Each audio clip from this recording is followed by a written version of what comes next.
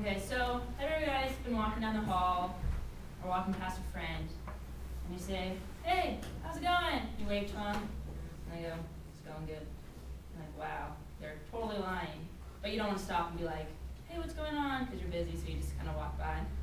Well, through my speech, like Andrew's and Cindy, it's kind of about nonverbal, but it's about the importance of knowing how your nonverbals, what they're saying, and how they're affecting your listener.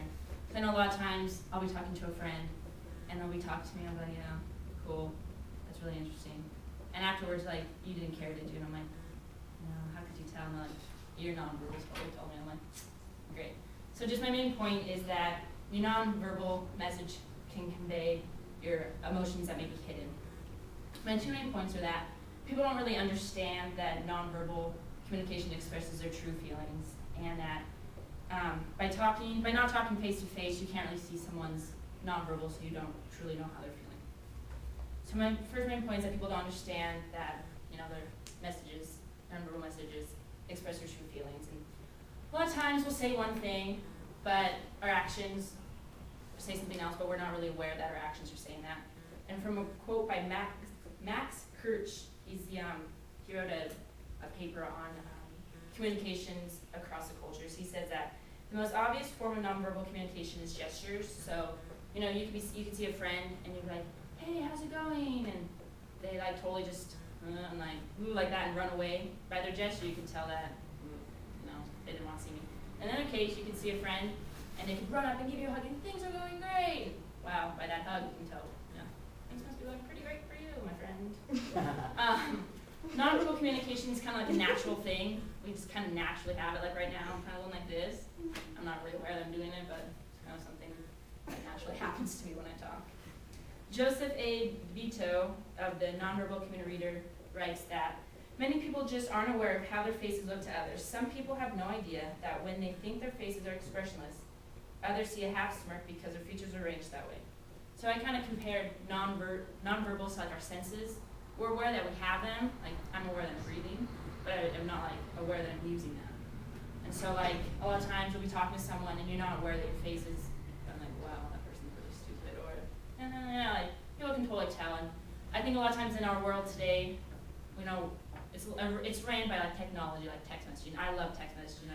I'll text all the time, but if someone texts, I'm having a great day, I can't really tell how they're feeling. And even though they could be feeling the same way they're texting me, I don't know that. But they can say it's great, but things cannot be great. And that brings me to my next point, which is if we're not talking face to face, we don't really know how the person's truly feeling because we can't read their nonverbal communication. Face to face is the easiest way to read nonverbals because you can see how they're acting or what they're doing. Like I could be IMing someone and I'm like, how's your homework coming? And they're like, oh, it's great. And they could be bawling and, eating ice cream because they're so depressed that they haven't got their homework done, but I don't know that. I'm like, oh, that's great, the homework's done. But if I'm face to face with them, I know that you're completely lying because you're crying and you're eating all this ice cream. A quote from Dapt, who wrote the management book, says that face-to-face discussion is the richest medium because it permits direct experience, multiple information cues, immediate feedback, and personal focus. So if I'm face-to-face with someone, I know immediately how they're feeling because I can read their body language. I can see how they're acting, how their face looks. Our facial expressions are the easiest form of nonverbal to read. And Bill Strom says in our book that we rely on the face more than any other source to read how others are feeling. And a good example that I have of this is, if you're going to like a big convention or a party, let's say, and you look across the room and people are like, something smelling, or like you can tell that something smells. I'm not going to go hang out with those people because by reading their faces, something must smell. But I look over here and I see other people laughing and smiling. I'm going to go over there because they're nonverbal telling me that they're having a good time. Unlike the people over here who are like smelling something bad or, I don't know what's going on, I don't want to go over there. So you just have to really be aware of what your nonverbals are saying to other people because it can be really confusing. You could be saying one thing, meaning something else. So my two main points were that one, people don't really understand people don't understand that nonverbals are expressing their hidden feelings. A lot of times they're just not aware. Second, by not talking face to face with someone, you don't truly get how they're feeling because you're not reading their nonverbals and you can't see how they're acting or what their face is saying or if they're hunched, if they're standing upright. And my main point again was, or my thesis I guess you could say, was like nonverbal messages convey emotions that may be hidden.